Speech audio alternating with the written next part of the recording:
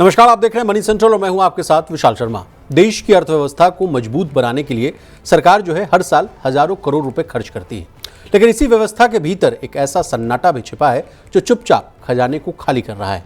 यह है वो सैकड़ों सरकारी कंपनियां जो कागजों पर तो जिंदा हैं, लेकिन असल में सालों से इसमें कोई काम नहीं हो रहा है। इन्हें जोम्बी कंपनियां कहा जाता है क्योंकि ये जिंदा दिखती हैं लेकिन इसमें जान नहीं। अब क्या है ये जोम्बी कंपनियों की दिलचस्प कहानी? आज के मनी सेंट्रल में इसको डिकोड करने की कोशिश करेंगे। पूरी चर्चा में शामिल होने के लिए हमारे साथ मौजूद हैं प्रवीण शर्मा सर। सर, आपका मनी सेंट्रल में बहुत स्वागत है। धन्यवाद विशाल। आज के शो में सबसे पहले बात करेंगे ईपीएस 95 पेंशन की। खबरें आ रही हैं कि भारतीय मजदूर संघ ने न्यूनतम पेंशन में बड़ी बढ़ोतरी की मांग की है। अब कितनी बढ़ोतरी की मांग है, जानने और समझने की कोशिश करेंगे। इसके बाद चर्चा करेंगे दिल्ली एनसीआर में गाड़ियों को लेकर होने वाले बड़े बदलाव की, और अंतिम में चर्चा होगी 383 सरकारी जो है जॉम्बी कंपनियों की। तो चलिए बिना देर किए फटाफट करते हैं मनी सेंट्रल की शुरुआत। देश के लाखों ईपीएस 95 पेंशनर्स कई साल से मांग कर रहे हैं कि उनकी न्यूनतम पेंशन जो है 1,000 रुपये से बढ़ाकर 7,500 कर दीजिए, 9,000 कर दीजिए। तर्क ये दिया जा रहा है कि महंगाई बढ़ रही है, दवाइयों से लेकर जो है घर का खर्च सब महंगा हो गया, लेकिन पेंशन में काफ़ी समय से बढ़ोतरी नहीं की गई। लेकिन अब भारतीय मजदूर संघ, यानी जिसको कि आप बीएमएस के नाम से जानते हैं, उन्होंने केंद्र सरकार को एक ज्ञापन सौंपकर जो है मजदूरों से जुड़े कई बड़े मुद्दे उठाए। ये ज्ञापन जो है, कहा जा रहा है प्रवीण सर, कि प्रधानमंत्री नरेंद्र मोदी और श्रम और रोजगार मंत्री जो है मनसुख मांडविया, उनको भेजा गया है। क्या मांगे की हैं, बताइए। Over to you sir.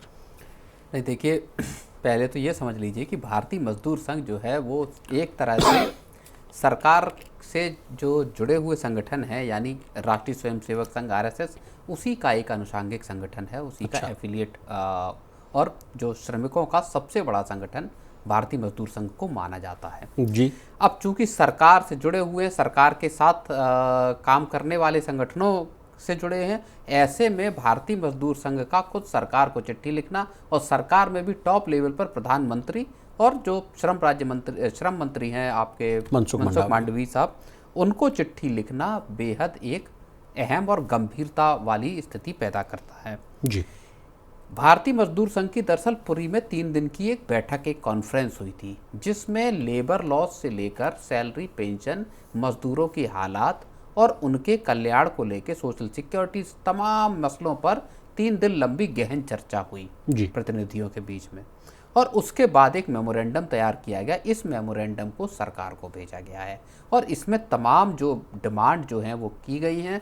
उनमें लेबर लॉस से लेकर सोशल सिक्योरिटी से लेकर ईपीएस 95 में जो पेंशन मिलनी चाहिए, उसको लेकर जो सरकार से बहुत महत्वपूर्ण जो है वो डिमांड विशाल की गई है यहाँ पे। चलिए सर, लेकिन सर मैं जहाँ तक समझ पाया, सरकार तो कह रही थी कि 29 जो है पुराने लेबर लॉज हैं उनको ख़त्म करके 4 जो है नए कोड बनाए गए।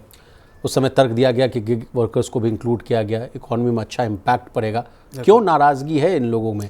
नहीं, नाराज़गी नहीं, लेबर लॉस को लेकर नाराज़गी नहीं है। जो नए लेबर कोड आए हैं, भारतीय मजदूर संघ का ये कहना है कि इस जो नए जो लेबर कोड हैं, इसका दायरा असल में व्यापक होना चाहिए। कोई भी मजदूर इस जो लेबर कोड हैं इनसे बाहर नहीं होना चाहिए। इसमें किसी तरह का एग्जेम्पशन नहीं होना चाहिए।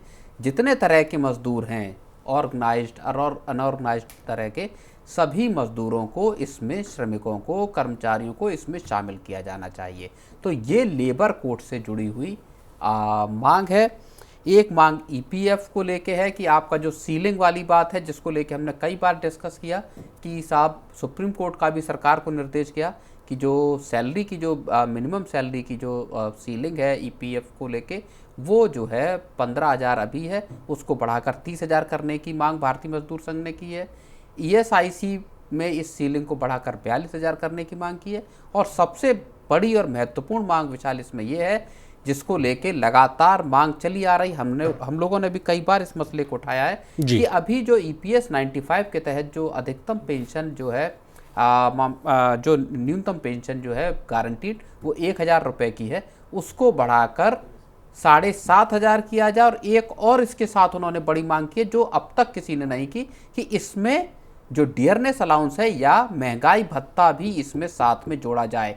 यानी जिस तरह के फ़ायदे केंद्र सरकार के कर्मचारियों या राज्य सरकार के कर्मचारियों को मिलते हैं पेंशन में, वो फ़ायदे मिले यहाँ। 7,500 की पेंशन और उसके साथ महंगाई भत्ता भी शामिल किया जाए। तो ये एक बेहद महत्वपूर्ण जो है वो डिमांड की गई है। लेकिन सर, सरकार का भी पक्ष रखना बहुत ज़रूरी है। सरकार ने तो संसद में कह दिया था कि एक्चुअल डेफिसिट, मतलब इसको आसान भाषा में कहा जाए तो भविष्य में पेंशन देने के लिए जितनी रकम की ज़रूरत होगी उतनी रकम फंड में ही जो है जमा नहीं हो पा रही है।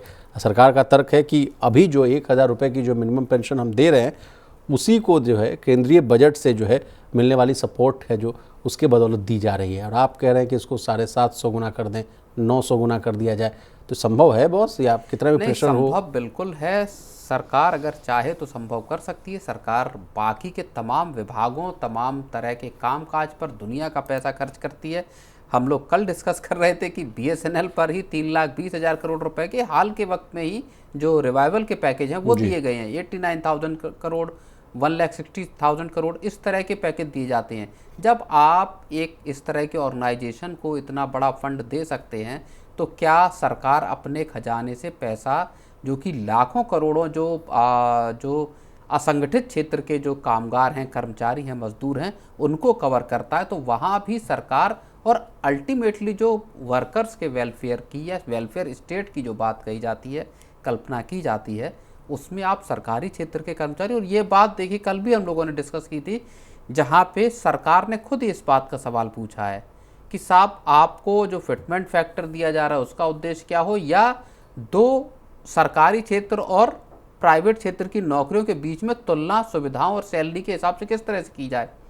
तो जब डिस्पैरिटी एक व्यापक क्रिएट हो चुकी है ऑलरेडी, तो सरकार को फिर यहाँ कहीं ना कहीं से निजी क्षेत्र या असंगठित क्षेत्र के और संगठित क्षेत्र के जो प्राइवेट कर्मचारी हैं उनको राहत देने का काम करना पड़ेगा। चलिए सर, और कुछ जो मांगे हैं वो भी डिकोड कर लेते हैं।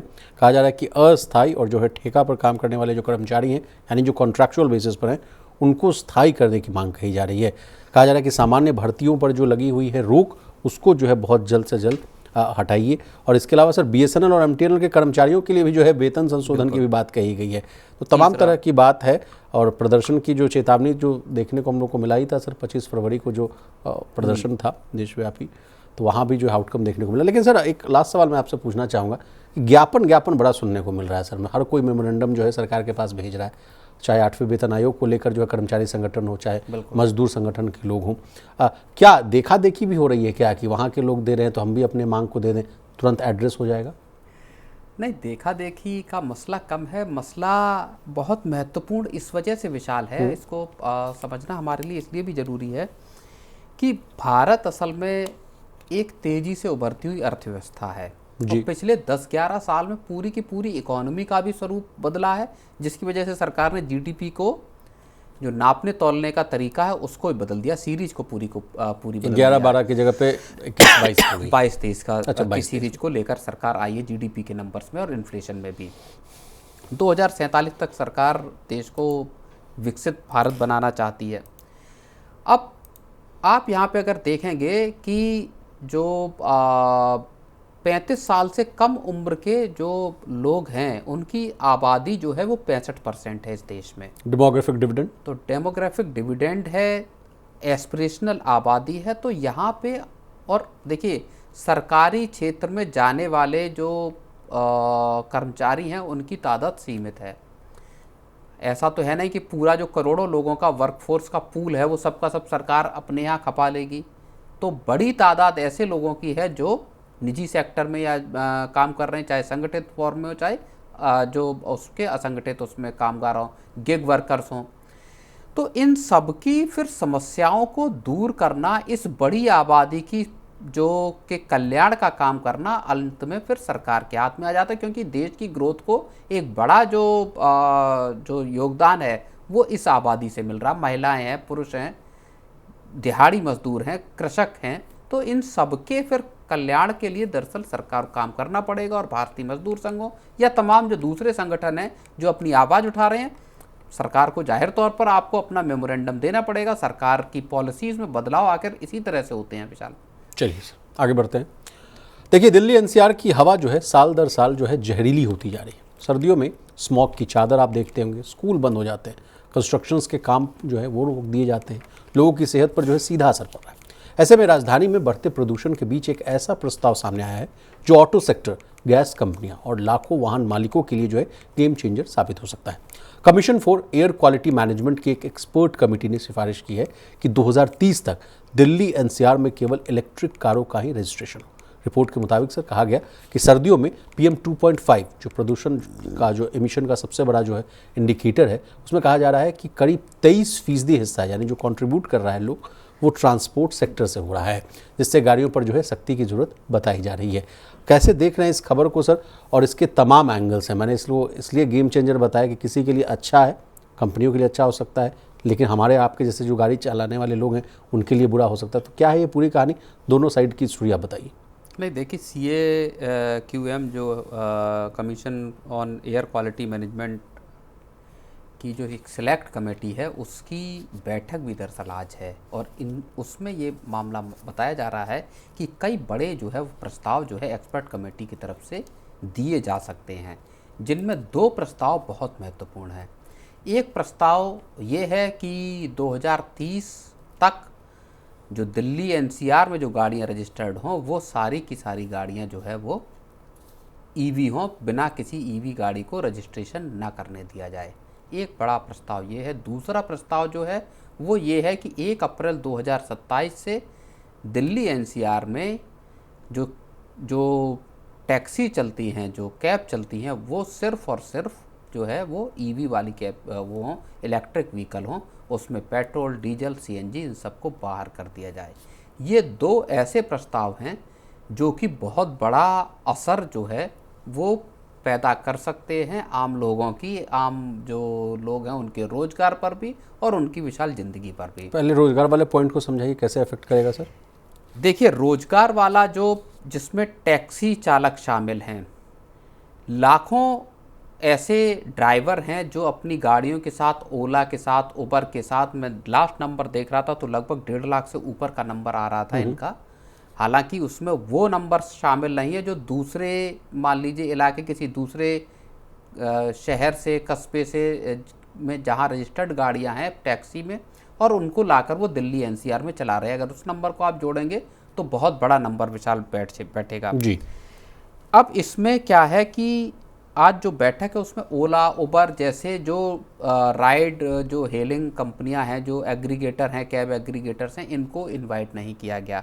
सियाम जैसे संगठन को, मतलब इंडस्ट्री एसोसिएशन को इनवाइट नहीं किया, और इसमें कुछ सिलेक्ट जो है ऑटो मैन्युफैक्चरर्स हैं, मारुति, इन जैसे कुछ, उनको यहाँ पे इनवाइट किया गया। एक तो यहाँ पे मसला इस बात का है। अब इससे होगा क्या? इससे ये होगा कि जो लाखों गाड़ियां दिल्ली एनसीआर में चल रही हैं, जिसमें CNG की भी टैक्सी शामिल है, बड़ा पार्ट अब दरअसल जो कैब चल रही हैं उसमें CNG वाली कैब्स हैं। अगर आप इन सबको बाहर कर देंगे और ये कहेंगे कि साहब केवल और केवल इलेक्ट्रिक वाली गाड़ियां ही चलेंगी टैक्सी में, कैब के तौर पर, तो आप समझिए कि लाखों लोगों का रोजगार सीधे तौर पर प्रभावित होगा। इन तमाम लोगों को अपनी गाड़ियां लेकर या तो दूसरे राज्यों में जाना पड़ेगा, या अपने गांव देहात, दिल्ली एनसीआर के बाहर जाकर आपको अपनी गाड़ियां चलानी होंगी सीधे तौर पर। अब क्या इन लोगों के पास ये विकल्प होगा कि वो अपनी गाड़ियों को स्विच करके, मान लीजिए किसी ने CNG गाड़ी खरीदी है, कमर्शियल व्हीकल, पैसेंजर टैक्सी के लिए, क्या वो व्यक्ति अपनी उस गाड़ी को बेचकर तुरंत EV ले पाएगा? क्या EV का इंफ्रास्ट्रक्चर तैयार है? मान लीजिए दिल्ली एनसीआर में कोई व्यक्ति एक गाड़ी बुक करता है आउट स्टेशन के लिए, क्या उसके पास इंफ्रा है यहाँ पे? क्या चार्जिंग के स्टेशन है? और 1 ही साल बाद इसको लागू करने की बात की जा रही है, 1 अप्रैल 2027 से, यानी सिर्फ और सिर्फ 1 साल का वक्त है। आम लोग जो ट्रैवल करते हैं, मान लीजिए कैब जो CNG या जो पेट्रोल और डीजल वाली जो कैब्स हैं, वो अगर यहाँ से हट जाती हैं, और इलेक्ट्रिक वाली कैब दिल्ली एनसीआर में कितनी होंगी? ना के बराबर इस वक्त होंगी। अब जो लोग कम्यूट करते हैं डेली कैब से, क्या उनको, उनके जीवन पर किस तरह का असर पड़ेगा? ज़्यादातर लोग नौकरी पेशा हैं, नौकरियों के लिए जाते हैं, वहाँ पे उनके जीवन पर भी यहाँ पे असर यहाँ होता हुआ दिखाई विशाल देगा। 2-3 सवाल मेरे मन में आया सर। एक तो पहला जो आप कह रहे हैं कि रोजगार वाला मामला छिनेगा, मैंने कई कैब ड्राइवर से बात की सर, उनके ऊपर भारी भरकम कर्ज है, वो कर्ज लेकर जो है कैब चला रहे हैं, उसका जो है एक ईएमआई पार्ट बेचारा पे करता है, उसके बाद जो बचता है उससे अपना जीविकोपार्जन चलाता है। उसका क्या होगा, सरकार ने सोचा है या नहीं, ये मैं आपसे पूछना चाहूँगा। उसके अलावा जो सीएनजी शिफ्ट करने की जो बात आ रही है, उस पर गैस कंपनियों का भी जो है एक राय आई है सर। आईजीएल ने कहा कि इससे बेहतर है कि डुअल पाथवे, यानी जो है 2 रास्तों का जो है उन्होंने सुझाव दिया है। कहा कि 2 पहिया वाहनों के लिए इलेक्ट्रिक वाहन कर दीजिए और मध्यम और जो भारी वाहनों के लिए सीएनजी करिए। इस पर आप क्या सहमत हैं या नहीं, मैं वो पूछना चाहूँगा। ईवी इंफ्रा पर आपने बहुत अच्छी बात कह दी।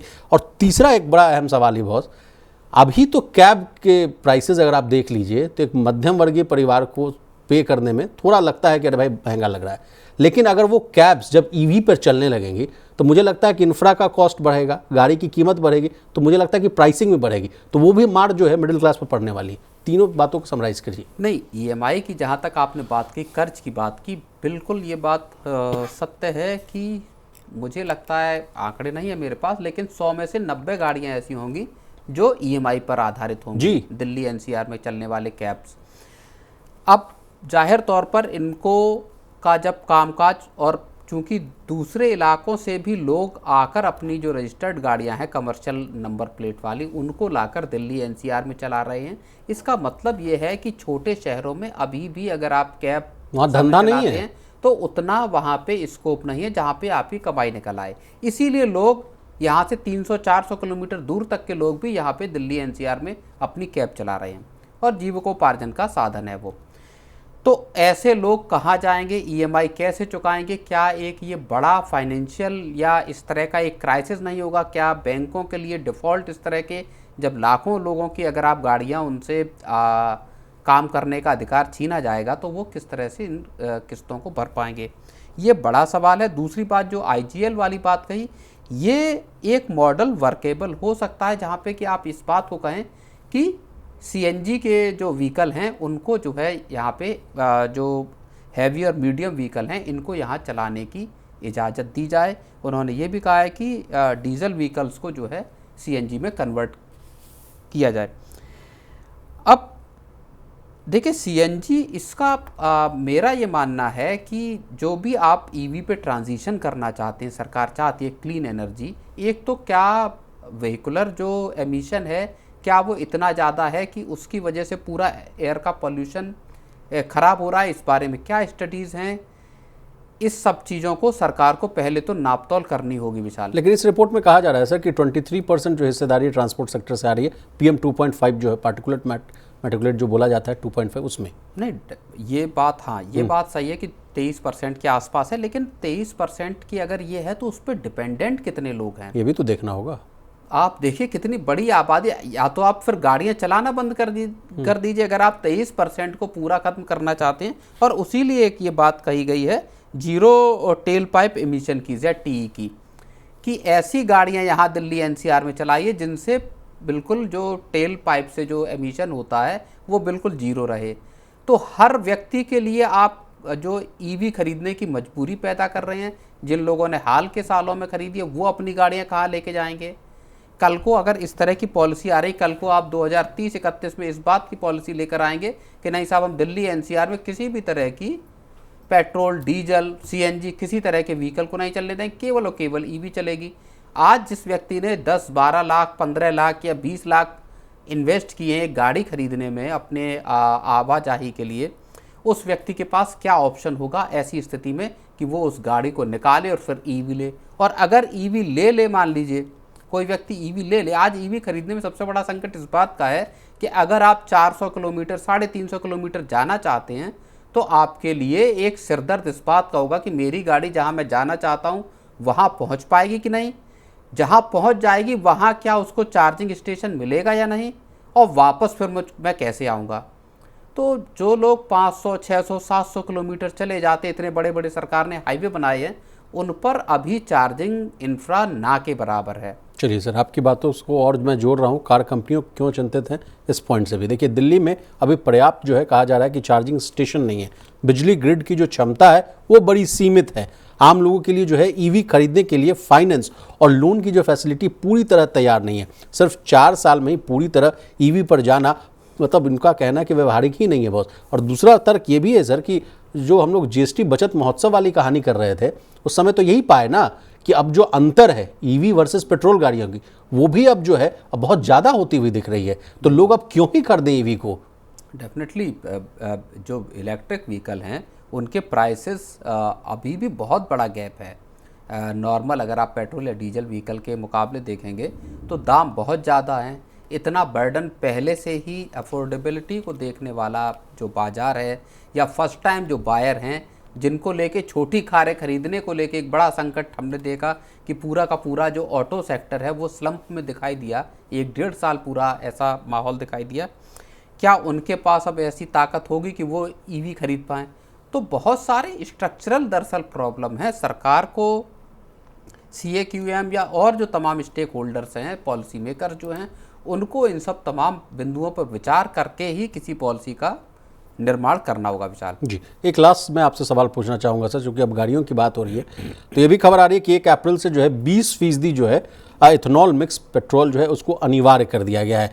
तेल कंपनियों को तो है E20 पेट्रोल बेचना ही होगा, लेकिन एक तर्क ये दिया जा रहा है कि जिनके पास पुरानी गाड़ियाँ हैं उनको बड़ा दिक्कत है। कहा जा रहा है कि 5 से 7% जो है माइलेज गिर जाएगा, कुछ जो अंदरूनी पार्ट्स है वो खराब हो सकता है। अब इस कहानी को भी क्या जोड़कर देखा जाए?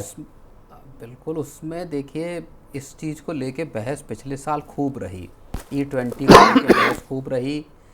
नई गाड़ियां ऐसी हैं जो कि E20 कंप्लाइंट हैं, जिनके जो उसको लेके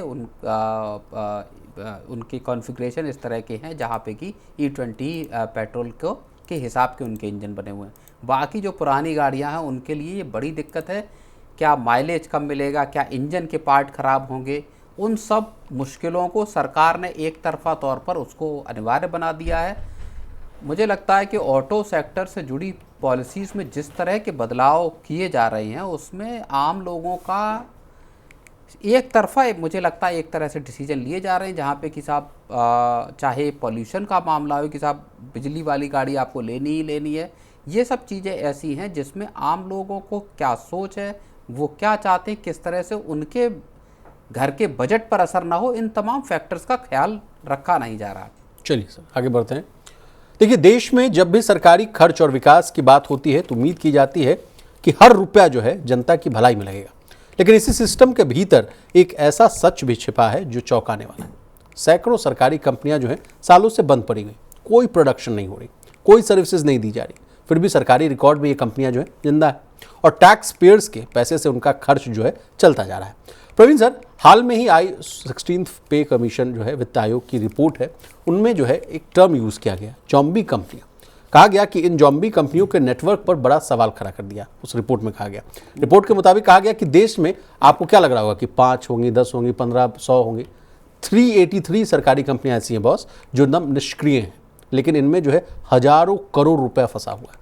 दूसरी ओर सर, CAG की भी एक रिपोर्ट है, वो भी कह रही है इस बात को कि देखिए इन कंपनियों में जो आपका इन्वेस्टमेंट लगा हुआ है वो देश की अर्थव्यवस्था के लिए कोई फ़ायदा वायदा नहीं दे रहा है, इसको तुरंत बंद करिए।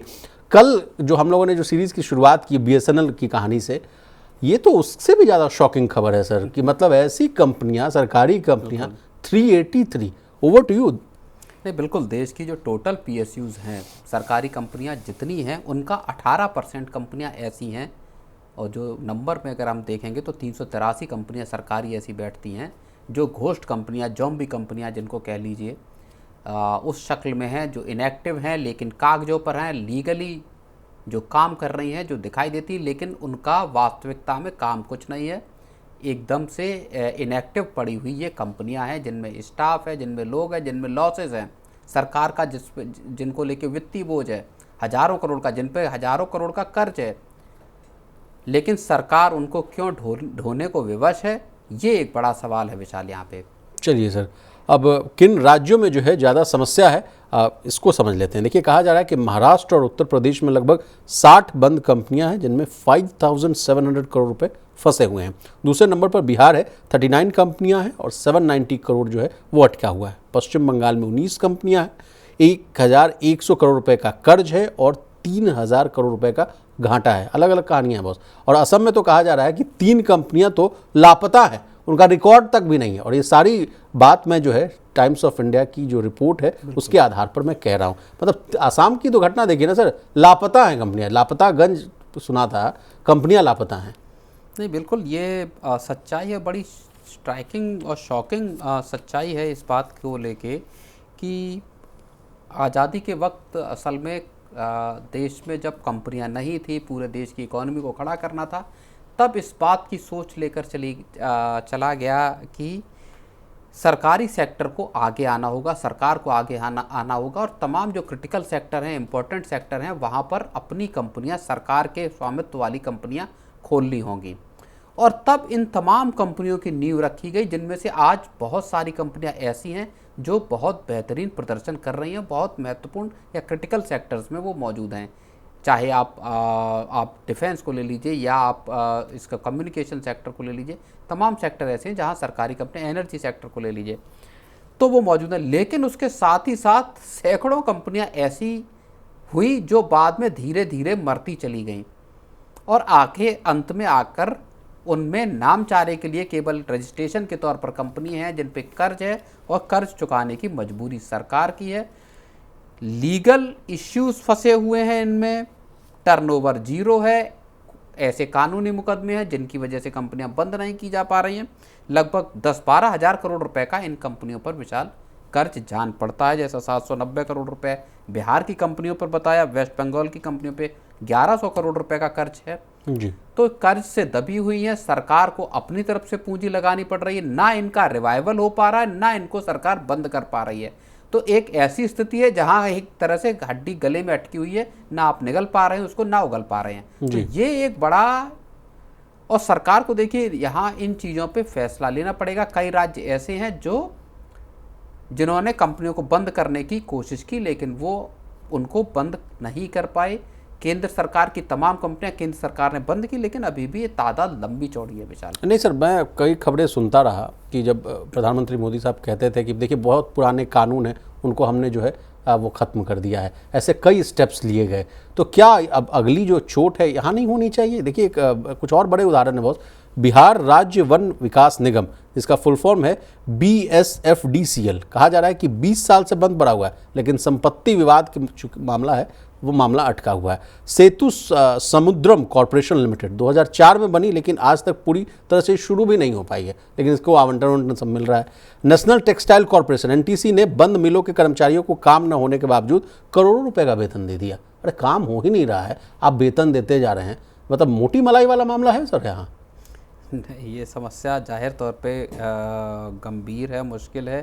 कंपनियां क्यों शुरू की गई, क्या किसी ने इन कंपनियों के रिव्यू नहीं किए, कानूनी अब मुकदमे हो गए हैं। अब जिनमें कंपनियों में कर्मचारी मौजूद हैं, जाहिर तौर पर जब आप उनको बंद करेंगे या कर्मचारियों से कहेंगे कि आप जाएं या VRS देने की कोशिश करेंगे और कर्मचारी अगर स्वीकार नहीं करते तो फिर वो कानूनी मुकदमों का रास्ता खुल जाता है और भारत में कानूनी मुकदमे लंबी लंबी अवधि तक चलते हैं। 5.5 करोड़ तो केस पेंडिंग है बॉस। तो ये एक बड़ी मुश्किल है सरकारों के सामने भी कि कंपनियां खोल दी गई, लेकिन अब उनको चलाने में या उनका क्या करना है इसको लेके एक कंफ्यूजन की स्थिति है विशाल। लेकिन ओवरऑल इसका असर जो पड़ रहा है, जो हम बात कर रहे थे कि क्या EPS 95 में लोगों को पेंशन सरकार नहीं दे सकती, जो सरकार संसद में कह रही साहब हमारे पास तो खजाने में पैसा ही नहीं है।